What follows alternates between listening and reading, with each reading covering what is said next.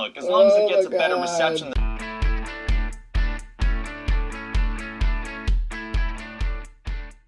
Hey everybody, welcome to another pitch meeting reaction video. Now, I have to point this out.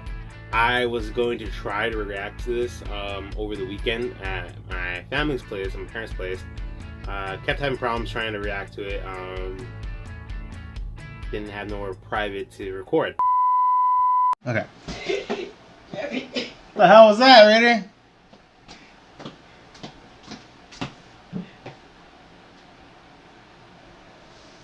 What are you showing me? For the record, I'm recording myself right now. You're also wrong for this. The guy you like, his girlfriend. You're all... No!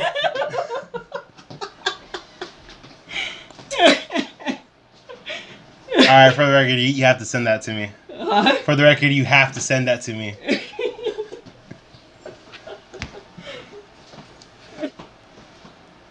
you go, thanks for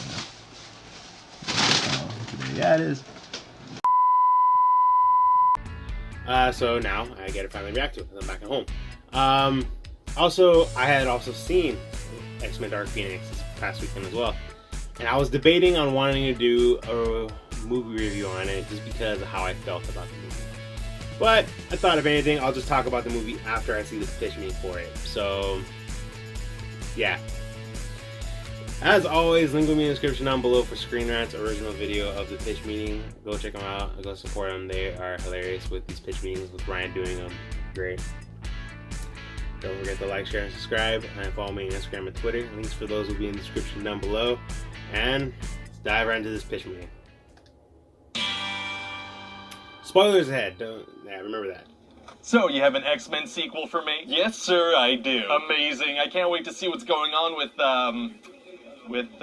wait, which character am I supposed to care about at this point? Unclear, sir, but there's definitely going to be characters in this movie that, you know, you'll recognize. Well, great. Yeah, you'll see them and you'll be like, oh, I know who that is. Fantastic. I'm sure this movie's going to be a lot of fun. Not so much. Oh, really? Yeah, no, it's going to be very somber, but not in a badass, gritty way like Logan. Like, just a bunch of sad mutants running around. Okay, but Quicksilver's going to be there to lighten the mood. He's barely going to be in it. Oh, come. Well, he's so powerful that he could easily solve a lot of the problems in the movie, so I have to write him out of it very quickly. Okay, probably a smart move, I guess. So what problems are the X-Men going to face? Well, I was thinking we could do a Dark Phoenix storyline. Oh, that was already covered in X-Men The Last Stand, though. Yeah, and people really didn't like it very much, so I think we should give it another shot. Oh, okay, but we're gonna get it right this time? I mean, that's certainly one possible outcome, sure. Sounds like a sure thing to me. It absolutely might be, maybe. Plus, since Sophie Turner is playing Jean Grey now, we get to put her front and center, you know? She's real popular because of Game of Thrones. That's a good point, and people associate that show with good writing. And they always will. I can't wait to see how they wrap that whole thing up. So anyway, the last movie took place in the 80s, so this one's gonna jump forward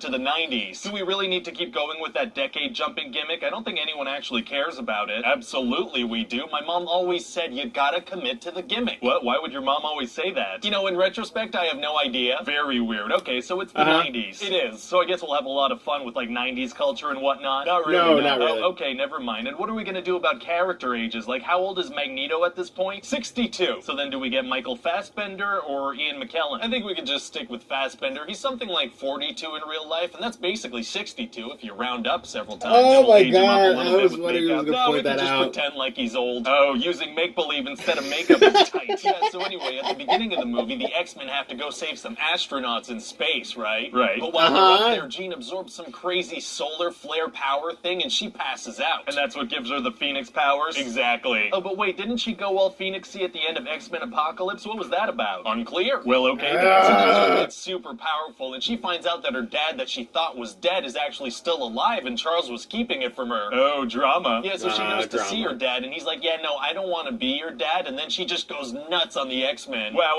Yeah, and she kills Mystique. Oh my god. Yeah, it's crazy, so, you know, that's gonna make a great moment for the trailer. But no, we can't put that in the trailer. It's a big character death. We have to. This way people are gonna know that this movie's not messing around, you know? main characters are gonna die. Oh, so other main characters die? No. Oh, okay. Anyway, so then Jean is gonna go see Magneto for help, but he rejects her, so she goes even crazier. Wow, I have to say, it's gonna be nice to just focus on Jean and the Phoenix Force, you know? It felt like in The Last Stand, we just had too much stuff going on. And also aliens. What? Yeah, there's gonna be aliens too, and they want the Phoenix Force. Yeah. So maybe we should just spend more time with Jean so people actually care about her. And the aliens shapeshift too, and they want to take over the world. Okay. So now Magneto and Beast want to kill Jean, and the rest of the X-Men want to help her. Oh, wow. So what happens? Well, they're gonna go to New York, and Charles is gonna be like, I'm sorry, Eric. I can't let you kill her. Okay. And Magneto's gonna be like, you're always sorry, Charles, and there's always a speech, but nobody cares anymore. Oh, that's a good line. Thanks. Yeah. It's a play on something my wife yelled at me as I was telling her about this movie. Wow. So anyway, Jean is inside this building, and Magneto pulls a subway car out from under the ground to block the door behind him. Were there no cars on the street? There were, but this is gonna look cooler. Well, that's what's important. Right. And Jean is gonna use her powers to force Charles to walk up some stairs. It's gonna be horrifying. Oh, wow. Either that or hilarious. It could go either way, to be honest. Well, fingers crossed for horrifying. So anyway, eventually this is gonna lead to a space battle where Jean just goes crazy on these aliens with her fire powers. Oh, we might want to think of a backup. Apparently Captain Marvel might end in a similar way with a big space battle where she flies around. Oh, well, hopefully they're not also doing anything with shape-shifting aliens. Can you imagine? Well, anyway, if we do need to reshoot, I have this other idea where the third act takes place on a train. Oh, on a train, huh? Yeah, see, all the X-Men have been captured because of the New York thing. Okay. And then the aliens attack because they want Jean. Oh, boy. Yeah, and these aliens are like Terminators, you know? Magneto and some soldiers are shooting at them with guns, but they just keep coming. Oh, man, it's gonna be tough to kill these guys if they're bulletproof. Actually, it's gonna be super easy. Barely an inconvenience. Oh, really? Yeah, because see, sometimes they're not bulletproof. What do you mean? Yeah, sometimes bullets kill them. I don't know. Yeah, so some do, some don't. Listen, sometimes they are, and sometimes they're not. I'm gonna need you to get all the way off my back about this. Okay, let me get off of that thing. And eventually Magneto's gonna crush some of them with the train. Wait, the train is made of metal? Why even try using guns? Unclear. Huh. And so then Jean is gonna kill the main alien, but also kinda die, but more like transcend her physical form and become a fiery space bird. Very cool. Yeah, and they're gonna rename the school Jean Grey's School for Gifted Youngsters. Oh, it feels like it might be more appropriate to name it after Raven. Yeah, well, they're gonna name it after the girl who killed her. Okay, and so what's going on with the timeline stuff here exactly? Well, here's the thing. I had the timeline stuff all figured out, right? All detailed on a bulletin board with colored strings and stuff. Okay, it's good to be organized. And then, well, have you ever seen cat videos where they play with string? Oh, did your cat start playing with the strings? Well, no, but I saw a video of a cat doing that, and it looked like a ton of fun, so...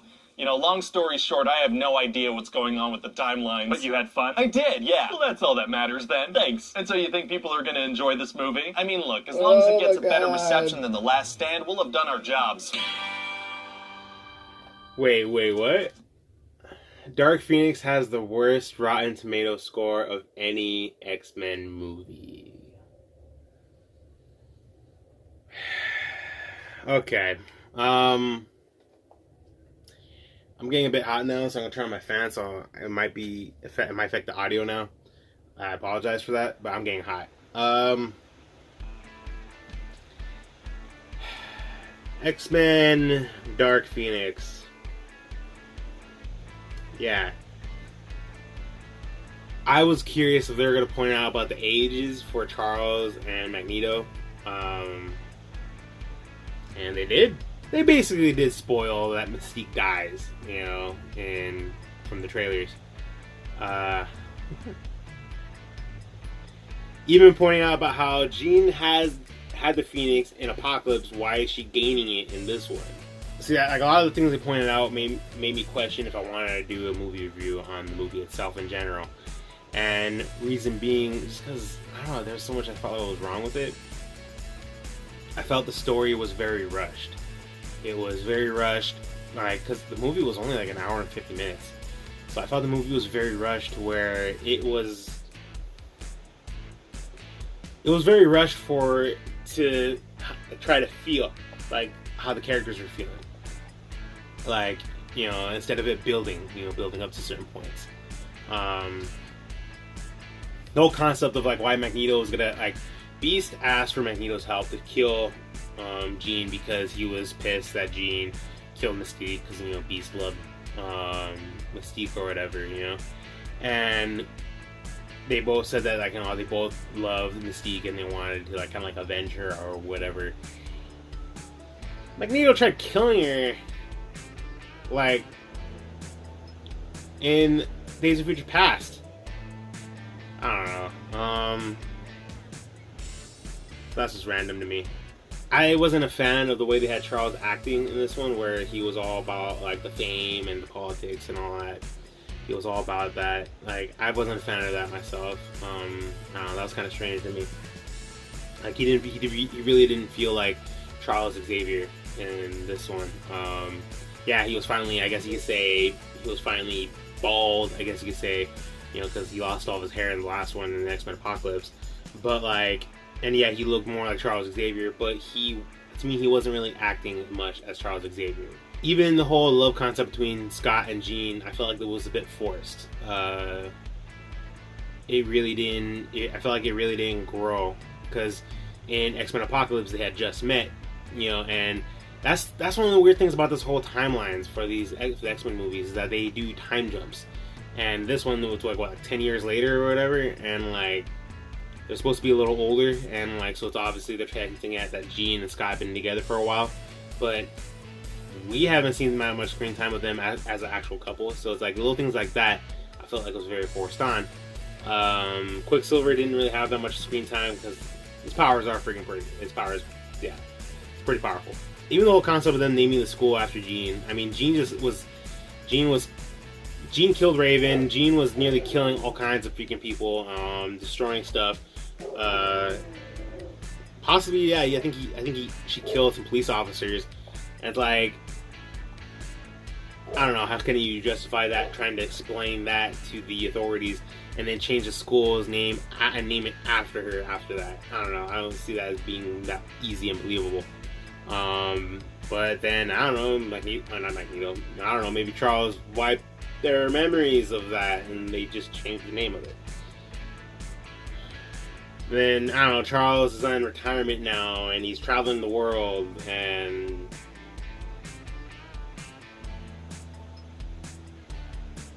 then seeing all of them, seeing like Beast and all of them, and Scott and Storm, they're teachers at the school now, but they're still very young. Like, I know they're trying to portray them as being as if they're older now, but like they still look the same age as X-Men Apocalypse. That's why this whole timeline stuff is kind of strange. One of the things I felt like was kind of odd was these aliens that showed up out of nowhere. I can't remember the names that they might have said these aliens were called, but these aliens were a bit much to me, honestly, and they were actually a bit horrifying, honestly, at first when they first showed them in the shadows and like hiding, and like just quick little glimpses of them before they shapeshift into human forms. Like, did they kill the people they shapeshift into, or did they somehow like go into their bodies or whatever? I don't know. That wasn't really clear. But I don't know. And then even the whole concept of Jean, like of her, you know, her powers evolving and getting stronger, where she was, you know, yeah, becoming Dark Phoenix. It was jumping around back and forth, and it wasn't really so much as a Dark Phoenix. It was just her trying to control the power. You know, that was really about it. It wasn't so much as Dark Phoenix, where she was villain all the way through. She had just lost control. That was all it really was. You know, I don't know. I am 50-50 on it.